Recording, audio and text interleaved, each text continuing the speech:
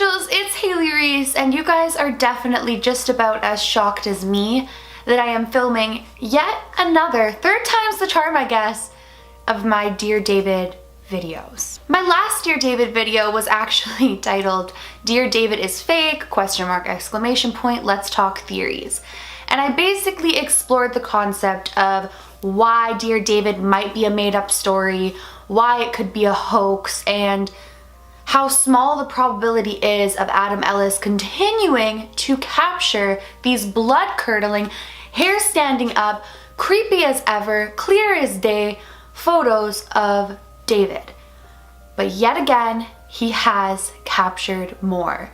And these ones are just absolutely jaw-dropping. I am so skeptical of this situation, not because I think this is a fake story, not because I'm accusing Adam Ellis of being a liar, not because I don't love Dear David, because I do, I love every bit of this story, but because how on earth can Adam Ellis capture this many photos of David and such creepy photos of David and so consistent, and every time it portrays the same type of thing? I just find it so unbelievable, and I think that's what makes this story so interesting. I do not know what to make of Dear David. I do not know what to think of these photos. My mind is in a million different places, and I'm gonna be honest with you guys. I originally saw the photo because you guys tagged me in it. I thought, this is insane, and I wasn't even gonna read the thread because it freaks me out. And if these are real photos, my goodness, I need an Adam Ellis in my life, in my house, to capture the things that I try to capture on camera like that, but I just don't always have the most luck.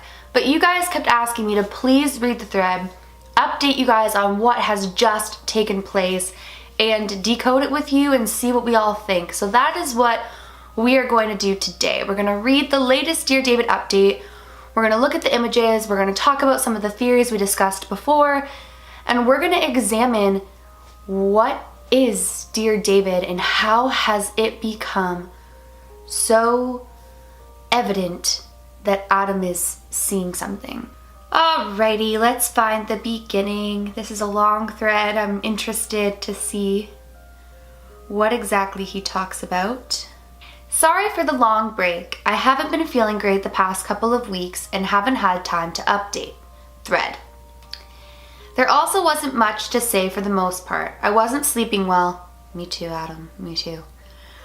And I was having weird dreams, but they were vague and hard to describe. Again, me too. I'm sleepy all day long and I've been getting sudden bouts of dizziness. I chalked it up to always having earbuds crammed in and made a mental note to get my ears checked. Other than that, things were pretty quiet. I sort of fooled myself into thinking that finding those items in the attic somehow ended all this. Not that that would make much sense. Actually, sometimes spirits become attached to places because there are some sort of remains of theirs there. Be it in some horrifying, creepy circumstances, a body, be it a personal item, or the fact that they, have something, some sort of connection, physical connection to the space. So if you were to remove that one thing that could be tying them there, that they could have formed an attachment to, it could end things, or it could make them worse. You just never really know. The spirit world is hard to understand. But last week, something started to happen. Late on Wednesday, I woke up with a start and felt something strange, like something had just been watching me. I turned on the light, but I was alone. Still, there was this tangible feeling of badness. Everything felt wrong, sort of like when you have the flu and you wake up at night and you can't tell where you are for a minute. It was a feeling I'm used to. It always accompanies David. People tweet at me a lot saying he might just need help, but I'm certain that's not the case. Every time he shows up, I feel a palpable sense of malice. There's what I felt that night. Malice, dread, but still, I was alone. And I was so tired. I wound up just going back to sleep. I've been so exhausted recently, I can barely function. The next night, the same thing happened. I woke up suddenly, feeling like I'd missed seeing something, like a candle had just gone out and I could still smell it. I thought about using the pet cam in the living room to monitor my bedroom while I slept, but the cord was too short to get the camera high enough to see the entire room, so I improvised. I I downloaded an app that takes a photo every 60 seconds and set my phone on top of a bookcase. It's almost 7 feet tall, so it had a pretty good view of my bed and the surrounding room. Then I went to sleep. Just like before, I jolted awake hours later feeling the same unease. I turned on the light and hurried out of bed to get my phone from the bookcase. There were probably 350 photos to scroll through. The vast majority of them were me sleeping in an empty room. It's sort of dark, but you can see me sleeping. I'd left a couple lights on just in case anything showed up, but for the first 100 or so, it was just me in an empty room. Then he inserts this image here of the empty room. Then suddenly, he was there, standing on the chair at the foot of the bed, staring at me. In the next photo, from a minute later, he seems to be staring straight up at the ceiling, just staring. Ugh, guys, this picture's so creepy and like so unbelievable. Like, if this is real, he has to be one of the most successful people in capturing this creepy little ghost. Like, I don't get it, but wow, like what? Then he appears to collapse on the chair. The next dozen photos are all the same. He's completely lifeless. At first I thought he was dead, which obviously doesn't make any sense. I looked over the chair half expecting him to still be there, but it was empty. But then in the next photo, he's gone. The room totally empty again. It's gone in several photos too. Or he's gone in several photos too. I figured maybe that was it, but I kept swiping through the photos. About 15 photos later, he was back standing next to the bed. It was just like the last time I saw him. That's when my heart started to race. I didn't want to look at the rest of the photos, but I knew I had to. I swiped to the next photo and my heart sank into my stomach. He was standing on my bed, inches away from me, staring down at me. Again, these photos are so, okay, what I mean by this is anytime you really see like a photo of someone capturing a ghost, most typically they're very like translucent, like shadow, like figure, like once in a while you'll see a photo caught of a ghost where they look like they're in the photo.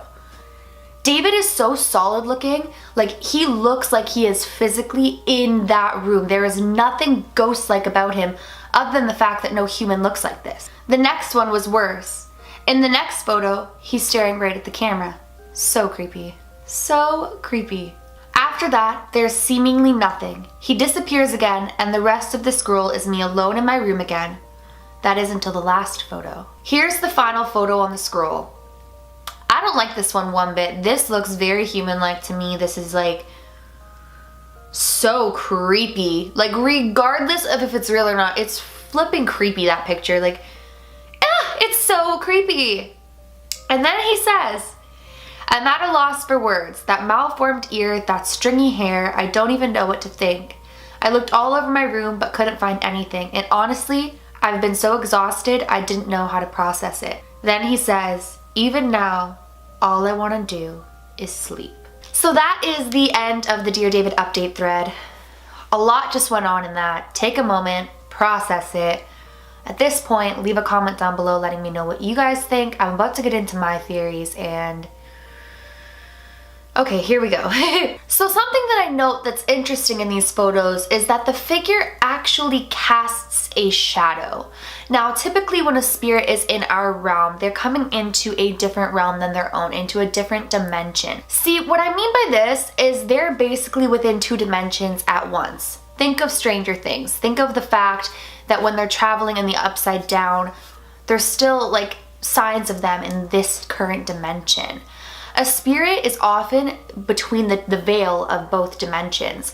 So most typically they appear as like an apparition or a shadow or, you know, a figure. But I did find it a little bit strange and interesting that David casts a shadow as if he's actually physically there, if that makes any sense. Another very creepy inconsistency in the photos that just weirds me out is in the photos where David is standing on the bed and on the chair at the end of the bed and all of that, he doesn't actually appear to have hair on his head. He kind of looks bald to me. It looks like more smoothed out. Then in that final photo, he suddenly has stringy hair and like a weird ear, and it's just all the more human-like. I don't know. These photos are just really hard to pinpoint. And I am completely on the fence. But regardless of it all, one thing I do have to say is if this is a made-up story, it's wonderfully crafted, it's beautifully written. I mean beautifully, not beautifully in the sense, oh, that's a beautiful poetic story, but in the sense that it's really well written, it's captivating, it's engaging, it really makes you want to know what happens next and where this story ends. So whether or not it's a real experience or it's a made-up story, I have to give props to Adam Ellis for that, for keeping the viewers engaged and keeping people wanting to know what happens more. I think at this point, there's a lot of people who really couldn't care less if it's real. They're just engaged in the story, and that's completely okay. I don't know, you guys wanted to hear my reaction on this. I contemplated whether I should do it after in my last video. I was like trying to debunk Dear David. But I mean, it's a creepy update, it's strange, those pictures are terrifying, even if they are fake. Like, nobody wants to picture something like that standing looking down at them while they're sleeping. Like, I definitely do not want to picture that. But nonetheless, that's basically my thoughts on it. Is it a doll? Is it great Photoshop? Is it a real ghost? I really don't know. So once again, I always do this, but I'm gonna encourage you guys to let me know what you thought of this latest update of Dear David, what you think of the photos, what you think of the shadow they cast, what you think of the fact that he doesn't appear to have hair in any of them, but that final one, there's stringy, creepy hair. I never even knew hair could be creepy like that, but it is. And we'll talk it out amongst each other because that's what we do on this channel, and we do believe in the unbelievable. So I mean, on that note, that is it for today's video. I want to quickly let you guys know that my Santa Baby cover is officially on Spotify, so you can stream it and listen to it on there.